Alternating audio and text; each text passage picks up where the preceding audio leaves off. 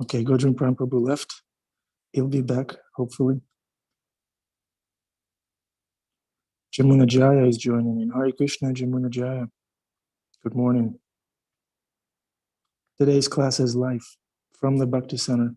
How wonderful. We're going back to normal. Okay, here he is.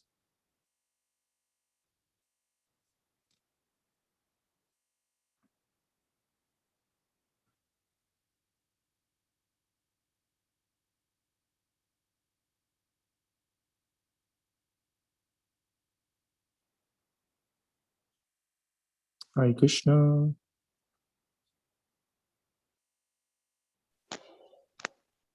Godruma Prabhu. Yeah, so can you hear me? Yes. So I'll try to join from my phone. I think I'm having some issues with my computer internet connection. So Ananda Bihari Prabhu, would you be able to share the screen when I'm reading the verse? See, I'm on the phone and it'll be really, really weird. Okay. I'll try though, I'll try. Yeah, because I got kicked out from my laptop. But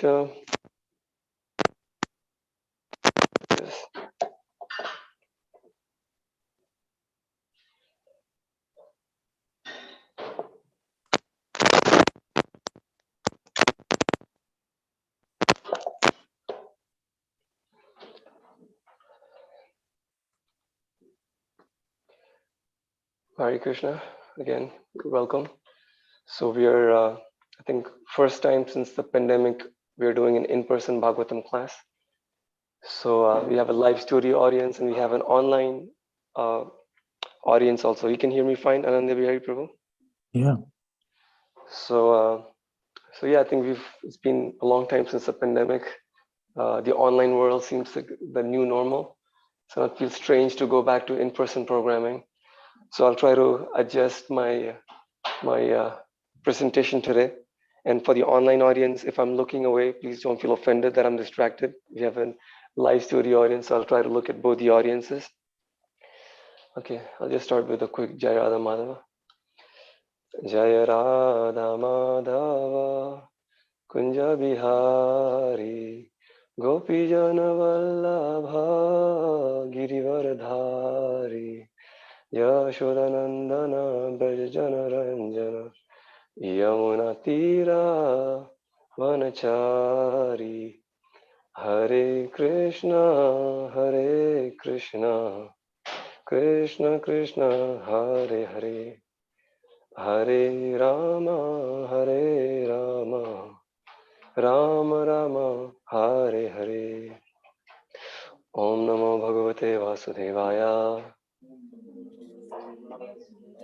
Om Namo Bhagavate Vasudevaya Om Namo Bhagavate Vasudevaya. So we're reading from Srimad Bhagavatam, Canto 9, Chapter 20, which is the Dynasty of Puru, text 21. So I'll read the Sanskrit just once and I'll read the translation. We don't have a lot of time today. Mata brashta pito putro yena jata sa eva saha bharasva putram dushmanta mava mamsta shakuntalam. So translation and purport by His Divine Grace, A.C. Bhaktivedanta Swami Srila Prabhupada Ki Jai. The voice said, O Maharaj Dushmanta, a son actually belongs to his father, whereas the mother is only a container, like the skin of a bellows. According to Vedic injunctions, the father is born as a son. Therefore, maintain your own son and do not insult Shakuntala. Purport. According to Vedic injunction, Atma Vai Putra Namasi, the father becomes the son. The mother is simply like a storekeeper because the seed of the child is placed in her womb. But it is the father who is responsible for maintaining the son. In Bhagavad Gita, the Lord says that He is the seed-giving father of all living entities. Aham bija pradapita. and therefore he is responsible for maintaining them. This is also confirmed in the Vedas, Eko Bahunam Yo Vidadati Kaman. Although God is one, he maintains all living entities with their necessities for life. The living entities in different forms are sons of the Lord. And therefore, the Father, the Supreme Lord, supplies them food according to their different bodies. The small ant is supplied a grain of sugar, and the elephant is supplied tons of food. But everyone is able to eat. Therefore, there is no question of overpopulation. Because the Father, Krishna, is fully opulent, there is no scarcity of food. And because there is no scarcity, the propaganda of overpopulation is only a myth. Actually, one suffers for want of food when material nature, under the order of the Father, refuses to supply him food. It is a living entity's position that determines whether food will be supplied or not. When a deceased person is forbidden to eat, this does not mean that there is scarcity of food. Rather, the deceased person requires the treatment of not being supplied with food. In Bhagavad Gita 7.10, the Lord also says, Bijam Mam Sarva Bhutanam, I am the seed of all living entities. A particular type of seed is sown within the earth, and then a particular type of tree or plant comes out. The mother resembles the earth, and when a particular type of seed is sown by the father, a particular type of body takes birth. So I'll read the translation again. The voice said, O Maharaj Dushmanta, a son actually belongs to his father, whereas the mother is only a container, like the skin of a bellows. According to Vedic injunctions, the father is born as a son. Therefore, maintain your own son and do not insult Shakuntala. Om Agyanatimirandasya Gyananjana Shalakaya Chakshurun Miltamena Tasmai Shri Gurave Namaha. My humble obeisance to all the senior Vaishnavas. I seek your blessings so that we can have some fruitful discussion. So we're reading chapter 20, which is the dynasty of Puru. And if you guys remember a few chapters ago, we discussed about Yayati and his son. Yayati was cursed to have a premature old age by which he would lose his youth. And he begged for his sons, and the youngest of them was Puru.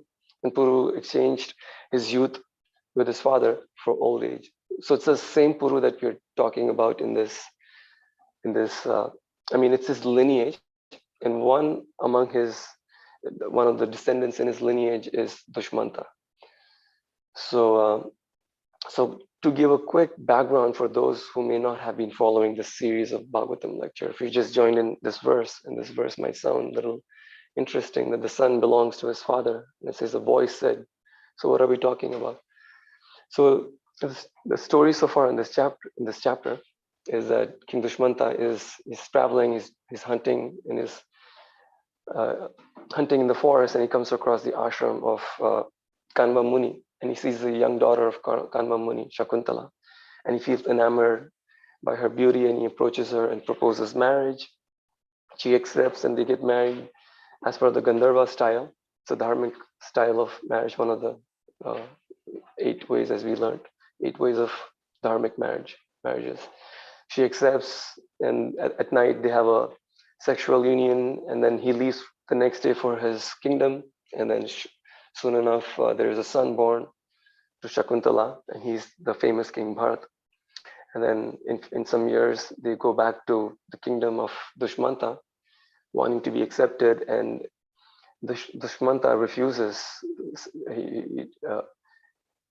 He declines their request, saying, I don't know you, the two of you.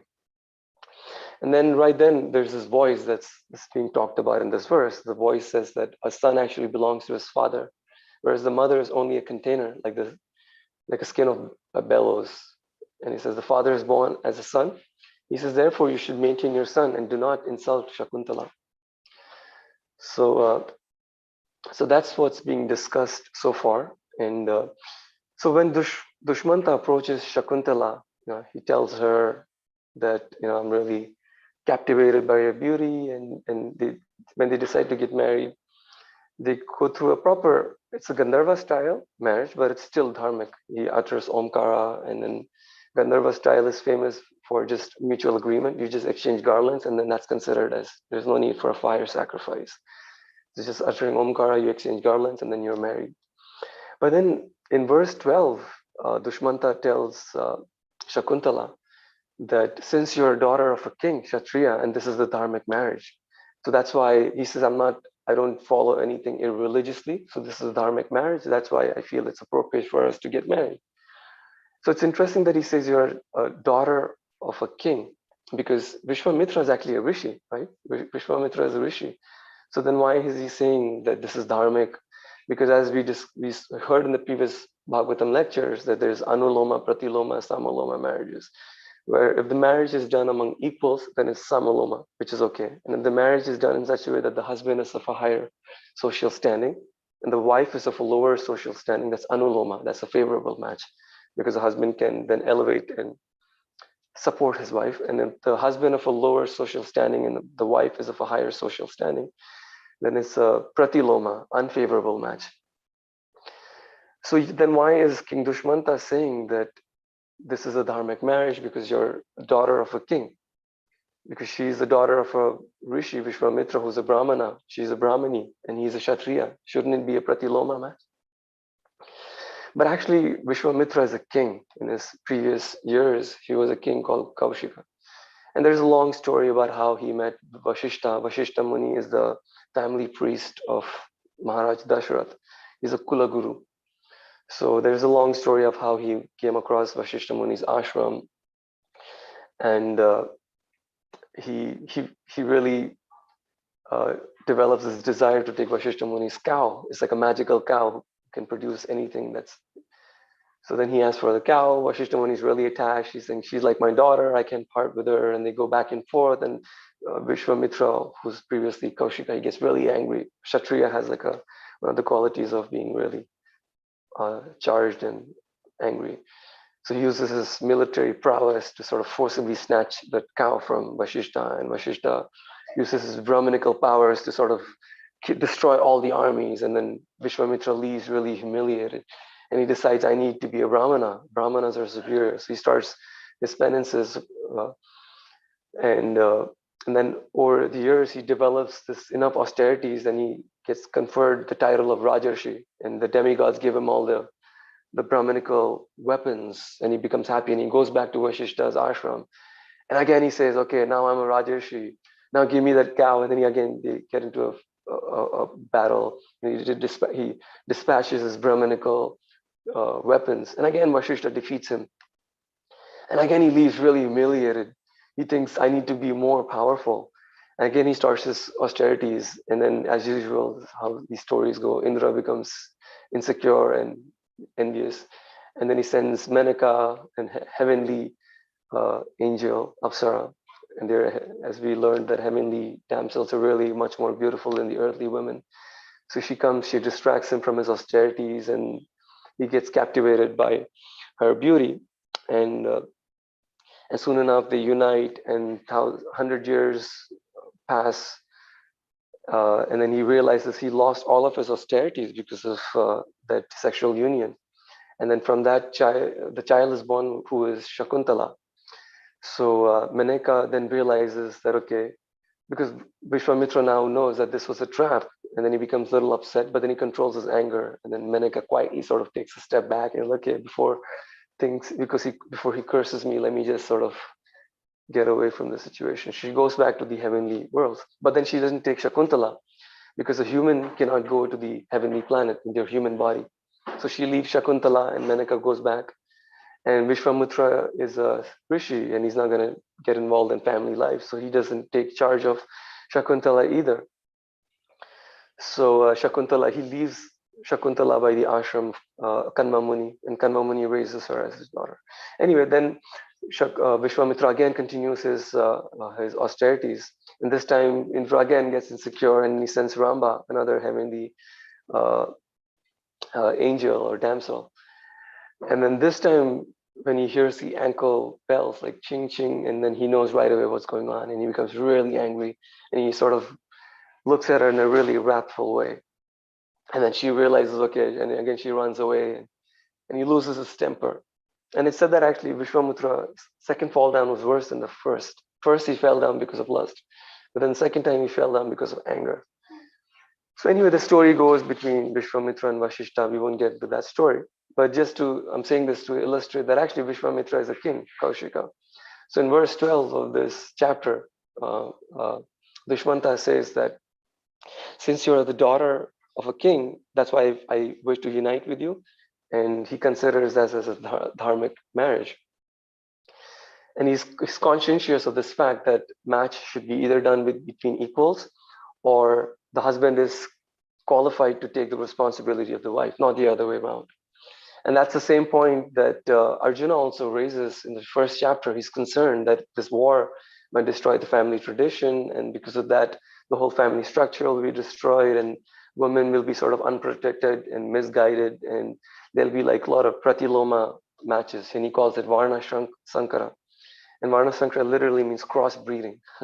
It's crossbreeding, just like you sort of crossbreed a horse and a zebra, and then there'll be a weird mixture. So he calls that a Varna Sankara, crossbreeding. And he says that, and he's worried about this outcome of this pratiloma matches. Like it said that Shruti Smriti Prana di Prancharatri Kim Vidhimina Aikantikir Harir Bhakti Utpata Yeve Kalpate. That anything done in completely disregarding the scriptures simply causes disturbance to the society. So anyway, Dushmanta is careful about this point, and he says that we are equal, so that means we can get married. So in this verse, basically we see that the voice then he tries to reject his wife and son, and then the voice says that Bharasva Putram Dushmanta, and he says Bharasva, if you see the translation by Srila Prabhupada, is just maintain. So the voice is telling Dushmanta, accept your wife and your son and just maintain them. So Bharasva is like accept the son and maintain it. So Vishwanath Chakravarti Thakur, one of the commentators of Bhagavatam, says that actually Bharasva meaning maintain, and from that comes the word Bharata. The son was named Bharata from Bharasva, meaning accept your son. And then the son is named as King Bharata, as you guys know, the famous King Bharata. The whole Bharat Varsha is named after King Bharata. So from this, Bharata is named, and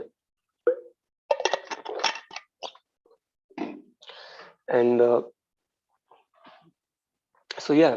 So Bharat, basically the responsibility of a father is to accept the son, Bharasva, or the responsibility of a king is to accept the responsibility of the citizens. So for example, another name for Lord Chaitanya is Vishvambhara. Like for those of you who might have received second initiation, there's one of the 7 Gayatri mantras is Guru Gayatri mantra. Gaura Gayatri mantra. Guru Gayatri mantra also, but specifically the Gaura Gayatri mantra where the word Vishvambharaya is used, Vishvambharaya Dhimai. So Vishvambhar is another name for Lord Chaitanya. And if you see Vishvambhara, Bhara, Vishvambharaya. So the same word here is used, Bharasva, Putra, Bharasva Putram Dushmanta. Bhara again is like another way to look at the word Bhara is like burden or load, or you take the responsibility or burden. So Vishvambhara, Vishva is like the universe. So Lord Chaitanya is Vishvambhara, meaning he's accepting the responsibility of the whole universe. He's maintaining the whole universe. Vishvambaraya Dhimai. So like that, the king basically takes burden or the load of the whole country, kingdom. If not, what's the point of being the king? The king is not simply just accepting power, but you take responsibility of the whole kingdom. So what that means is the success of the citizens depends on the king. The happiness of the citizens depends on the king, which is so divorced from our modern times, right? Like you might think, okay, my success depends on my abilities. Imagine someone tells you actually your happiness in life depends on President Trump or President Biden. So that's such a strange concept that the king is not really taking. Sorry for political references. Yeah, President Biden. So just to sort of wake people up. So it's a strange concept in our modern times that, you know, president or leader is responsible for my happiness. Actually, that's the responsibility of the king. The happiness of the citizens depends on the king. If the king is good and virtuous, the whole kingdom is happy. There's dharma flourishes in that kingdom. There's happiness. There's abundant seasonal changes happen at proper times, rainfall. And that is connected to the king. All of those prosperity is connected to the king. So there is a saying in Bengali, Prabhupada quotes this in the first canto of Srimad Bhagavatam, that a bad housewife spoils the family, but a bad king spoils the whole kingdom. So that's the responsibility of a king. If a king is bad, then he can ruin the whole kingdom. And we see this from the story of King Vena, from the Bhagavad, the fourth canto of Bhagavatam. King Vena, how he's so irreligious that the whole kingdom is in chaos because of his irreligious activities. So the king is actually responsible for the success and the happiness and spiritual life of the citizens, like his own children, you know. So, like for example, at the same point, Prabhupada actually mentions in his, at least I've heard in two of his lectures. One was, I looked it up, one was from the second canto of Srimad Bhagavatam, where Prabhupada is giving this lecture, and he says that once during the kingdom of Lord Ram, a person approached, a citizen came to Lord Ram complaining. He said, my son died. And he's telling Lord Ram that how is that in my presence of a father, a son dies? You know, usually the children outlive the duration of the lifespan of parents. Usually, it's natural for parents to die, and then the children witness the death, and then of course there's grief, and then they do the funeral rites. But he's saying, my son died. And in Sanskrit, it is said that putra shokam, it's like the worst kind of a pain for a father to see the passing away of their children. It's said that there's no other pain which is greater than that. So he complains to Lord Ram, saying, how is that a son died? And he says, it's your fault. Something you're doing is wrong. If not, this wouldn't have happened. Why did my son die? So that is a level of accountability and responsibility of a king, that a king is responsible for everything that happens in the lives of the citizen. And then it said that Prabhupada mentions in one of the purports that a king imposes levies taxes on the citizen, right? He collects taxes from the citizen and he runs the kingdom by money that is collected from as taxes. And that's how he maintains, he opens welfare activities, parks and public places, and the king consults the brahmanas, priestly class, and accordingly runs the kingdom. He provides for everybody. But if the king simply collects taxes and doesn't provide for the citizen, both spiritually and physically, then it is said that the king accepts 1/6 of the sinful reactions of the citizens. And if he's doing everything proper, he's providing physically and spiritually, then the king accepts 1/6 of the pious activities of the citizen. So that is interesting. If this king is neglectful, then he incurs the sinful he takes on the sinful reactions of the citizen. If the king is pious, then he takes on all the spiritual benefit, advancement that the citizens are doing, then he accepts a share of that. So that is the position of a king. And it's so ironic that a king, Dushmanta, who is responsible for the whole kingdom, is refusing responsibility of his own son. So that's what the voice says, that it's your duty to accept, because he's also a father. So it's your responsibility to accept responsibility of your son. So in Sanskrit, the words for son is putra. Putra. Put is like a type of hell, and tra is one who delivers. So the definition of son is one who delivers your father and forefathers from this hell called put. Tra is trayate. Putra, so one who delivers the father from this hell is known as putra. So we see that, like in ancient Vedic times, that there's many ceremonies that a son performs after the passing away of their father, like we were discussing in our home program last Friday. That the son performs what's called Shraddha or Pinda. After the forefathers pass away, they obtain a subtle body and they're taken away. Of course, if they're not devotees, they're taken away to the realm of Yamaraj. And it's said that it takes a year for the soul to travel there, and the soul travels in a subtle body. And in that journey, there's no food or water. So a son does the offering of Pinda. He offers food to Vishnu and he offers that to the forefathers, just like Chaitanya Mahaprabhu is doing. And that's how the departed forefathers subsist till they get their next body. So the responsibility of the son is to deliver the forefathers. But then why is it said in this verse, the son belongs to the father and not the mother? In the purport, Prabhupada gives the analogy that just like you take a seed of a tree, like a banyan tree or something, and you plant it in the earth, and then from that grows another banyan tree. So the seed grows not like earth, but it grows like the parent banyan, father banyan tree, right? So when the plant grows, it doesn't look like the earth or have properties of the earth. I mean, to some extent it does, but it's like the parent tree. So then Prabhupada uses that analogy to say the son actually belongs to the father. Now you might think, well, I don't know about that, I can prove scientifically XY chromosomes and the children have the properties of their mother and things like that. How am I to understand this? So here we're speaking from a spiritual perspective, that all of the merits that the son does, it actually goes to the father. All the spiritual benefits actually goes to the father, because it is explained in the next purport. If you see that whatever spiritual benefit that the son does, it doesn't go to the mother, it goes to the father.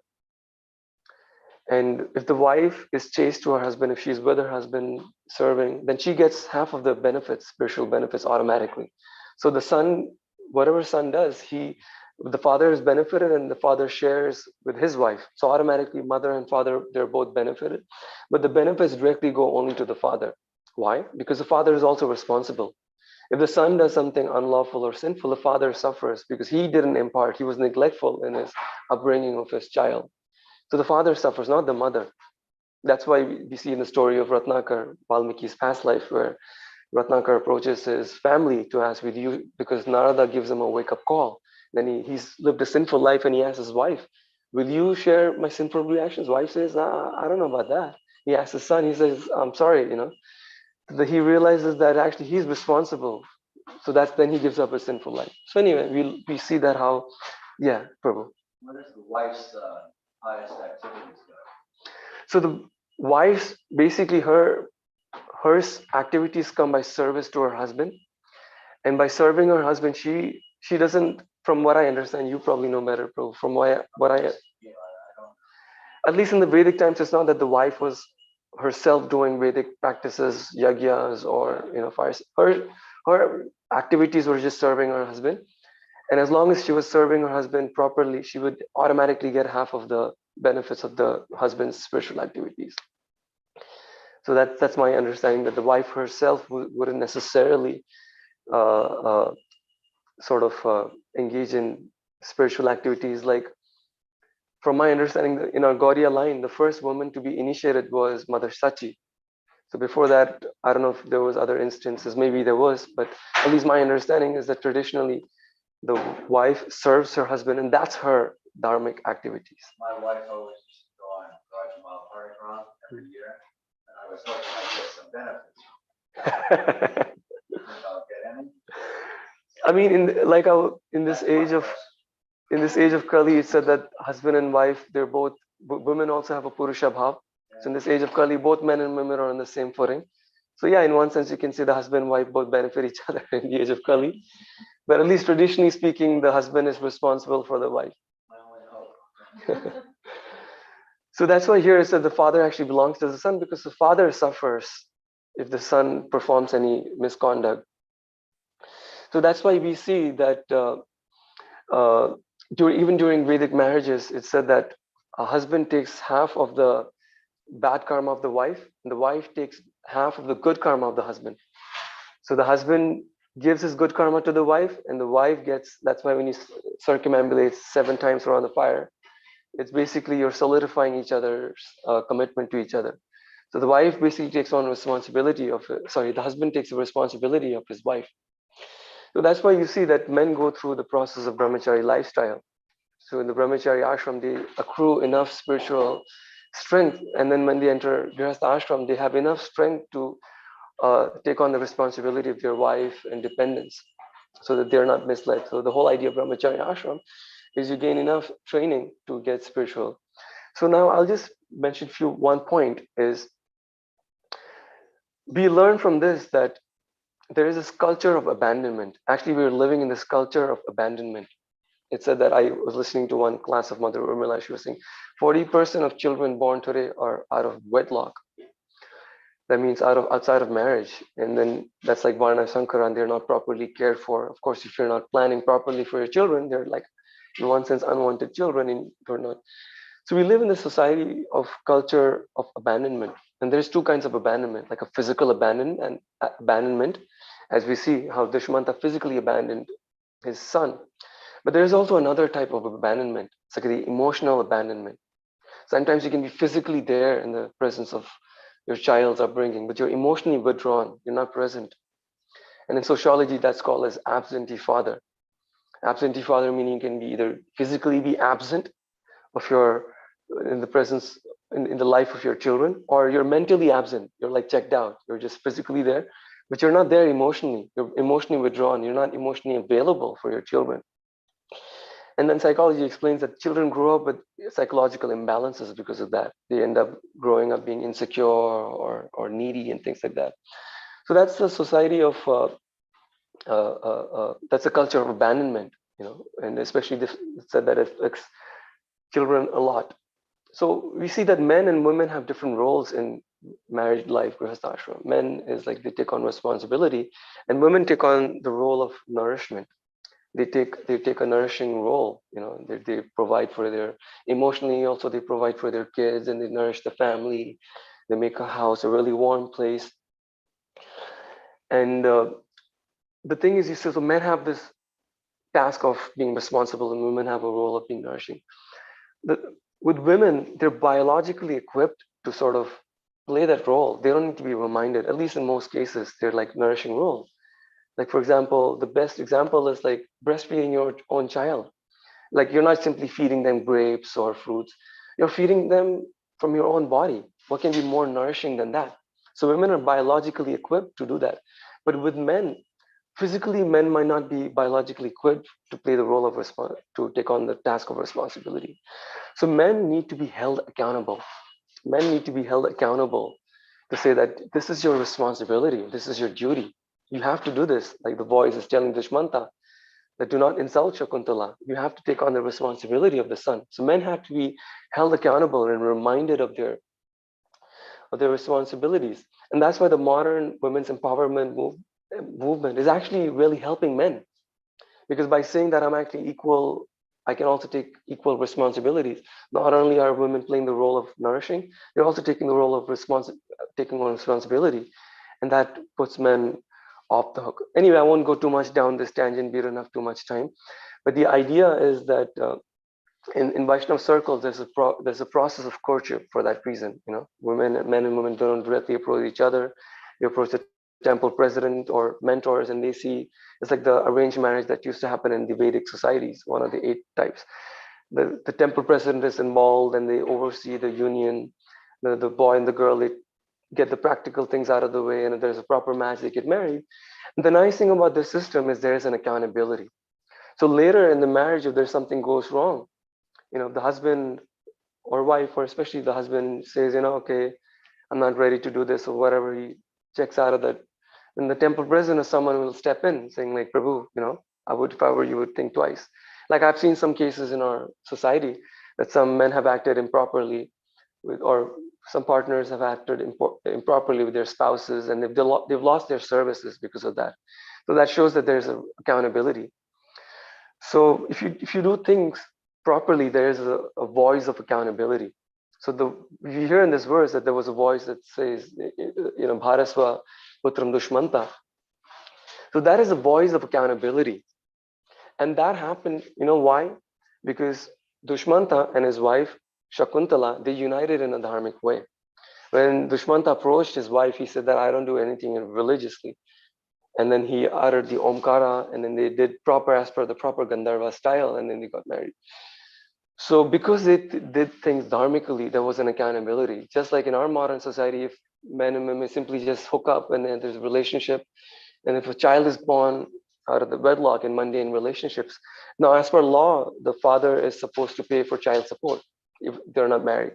But what if the boy and girl, they simply hook up, there's no marriage, there's no there's no childbirth. So the guy can simply have, guy or the girl, they can simply have some sexual pleasure and then walk out of that relationship. And there's no modern law that can protect the girl from emotional trauma.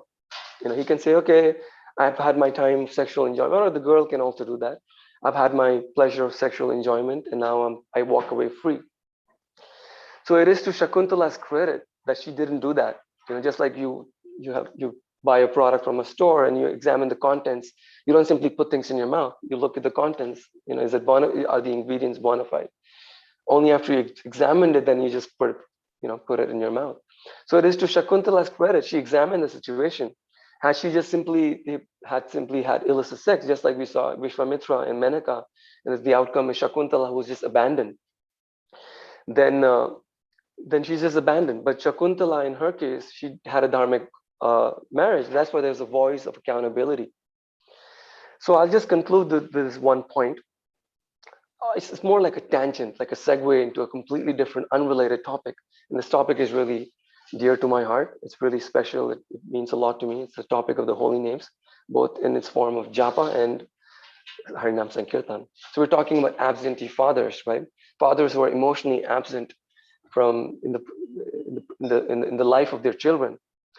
But we also see there's another kind of a person who's absentee. That's the absentee chanter. Like all of us, when we're doing our japa, we're also, and this is a proprietary term, trademark, copyrighted, patented.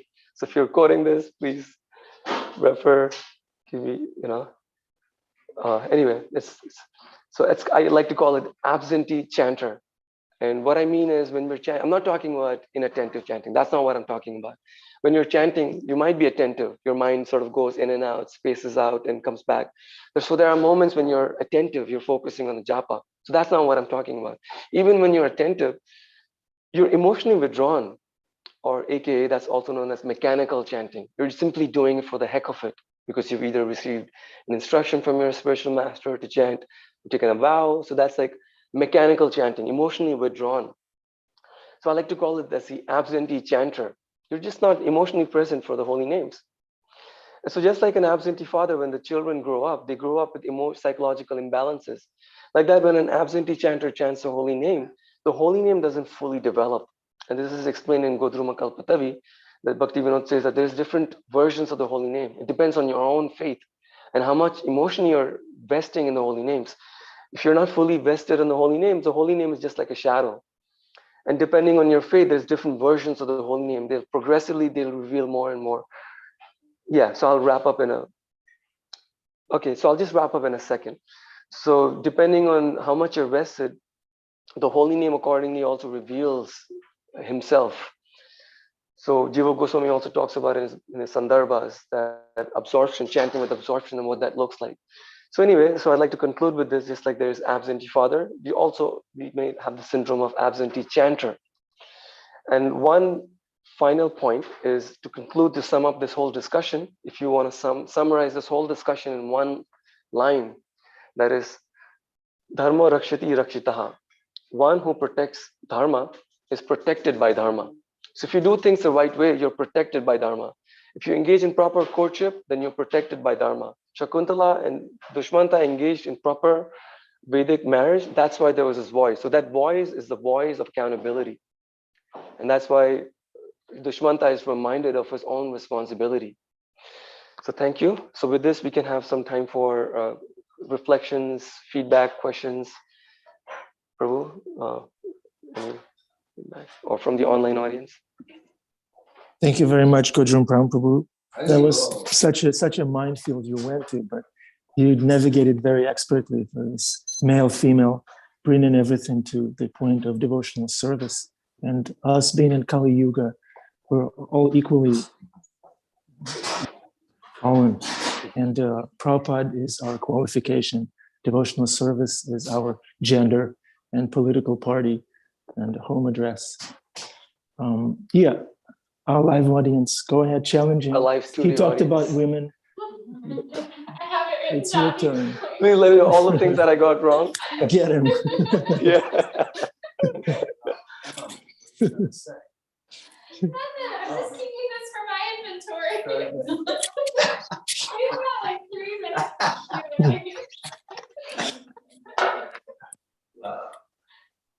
I see Athena has her hand raised. I don't know if he has. Can you tell us the So there's someone speaking. Hare Krishna. I didn't know if someone in the live audience was asking first. Yeah, you were asking what verse it is. So we're reading from 9, Canto 9, Chapter 20, verse 21. So yes, Athena, I'll repeat the question for our live audience since I'm hooked onto my earphones. Hare Krishna Prabhuji, thank you so much for the wonderful session. You're such a fluid speaker, and like so many points you hit yes, this was amazing. I have a few questions, but the first question that I have, I just caught you had said in Kali Yuga, did you say it's Purusha Bhav, where men and women are equal? And I'm very curious about that because we know, I think it's in the 6th chapter of Bhagavad Gita, I want to misquote, but spiritually, yes, we're all equal, but materially, we'll never be equal. I mean, and not just men and women, but that's why you have, say, different varnas. And so I was curious to excavate more what you meant by that. In Kali Yuga, men and women are all equal.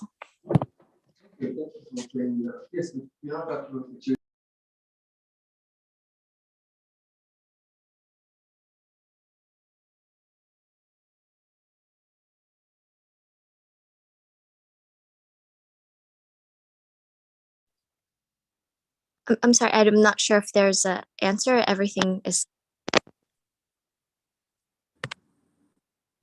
Okay, so I'm not sure what's going on. Let's see. Hare Okay. Krishna. That basically, that we're talking about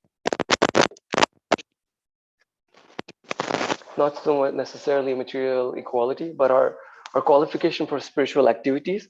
So I was listening to one lecture some few months ago by Prabhupada. He was talking about how women are Maya. And then he was saying when he says women, he means that the object of your enjoyment. Then he says that in Kali Yuga, men and women, they're both taking the role of Purusha or enjoyer. So for women, they can see as men as sort of quote unquote women. You see, so women is not like necessarily gender, but it's the object of your enjoyment. So for women, men can be seen as the object of enjoyment because in Kali Yuga, men and women equally have that enjoying tendency. You want to enjoy. That's the quality of Purusha Bhava. So I was reading in Gayatri book some time ago where Satyananda Swami was saying that Prabhupada was giving, Bhakti Siddhanta also was giving, at least Prabhupada was giving Brahman initiation to women. The idea is that in Kali Yuga, men and women both have the same tendencies of enjoyership. So at least spiritually speaking, like Arjuna Prabhu was saying, we're all equally fallen, in this age, we're all fallen. So that's why, for our practical purposes, we don't necessarily sort of discriminate saying men are more qualified spiritually than women. Although materially there might be differences. Men might be inferior when it comes to like conceiving a child. But spiritually, men are not inferior to women. So is that okay? Since we have like few more minutes, can we pass on to someone else to see if they have any other comments or reflections or questions? Live audience, come on. Live audience, our live studio audience. So you're speaking just about sons and fathers, but how do daughters? How does daughter? So at least from the Vedic perspective, it is said that the father. Okay. So the question from our live studio audience is, we spoke about the son, but what about daughters? How does that fit into the dynamics? So at least from the context of this verse, a father's responsibility is equal towards both the son and daughter, but this verse specifically talks about son. So, but from a Vedic perspective, the father's responsibility towards the daughter is different. At least in the Vedic times, that the father's responsibility is to get a woman, his daughter, married. And in the Vedic times, the woman doesn't openly approach men to seek for a partner. There's an element of shyness and chastity. So it's a father's responsibility to sort of find a suitable husband for her daughter. And also it said that a father goes to hell if the father takes anything from her daughter's, like, especially after she's married, if she accepts any charity from the daughter, it's considered like a bad thing for her father. He goes to hell. So father is not supposed to accept any charity from his married daughter. Only a son is supposed to provide for a daughter. So the responsibility of a father is to get his daughter married off. And once the daughter is married off, then she's basically now serving her husband.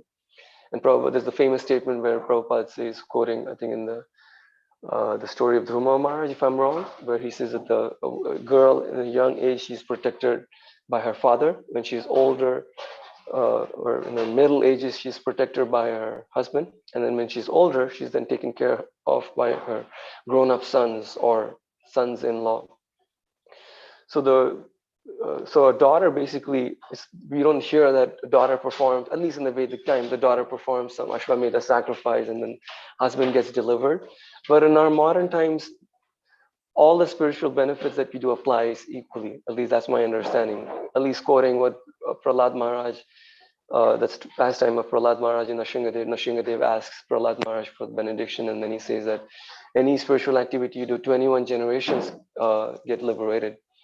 So at least I could be wrong, my understanding in the age of Kali Yuga, men and women are equally have that fallen tendencies, and women also do deity worship, fire sacrifice, women are also initiated as brahmanas.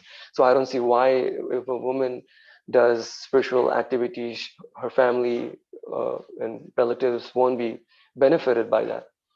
But at least from a father's perspective, he has a responsibility towards both son and daughter. But at least from the Vedic perspective, you don't hear that a woman delivering her daughter's delivering her father. But in our contemporary times, I'm sure our families get benefited. Does that touch upon what you said? I'm answering really fast because we have a cutoff time. Do we have time for any last minute comments, questions? Curtains are going to open now. Okay, thank you very much. And my apologies if I've said anything insensitive, or if I've misquoted, or if I've demonstrated a lack of understanding in the subject matter. My apologies. Okay, thank you very much. Grantraj Srimad Bhagavatam ki jai, Srila Prabhupada ki jai, Gaura Premanandi, Hari Hari Bol.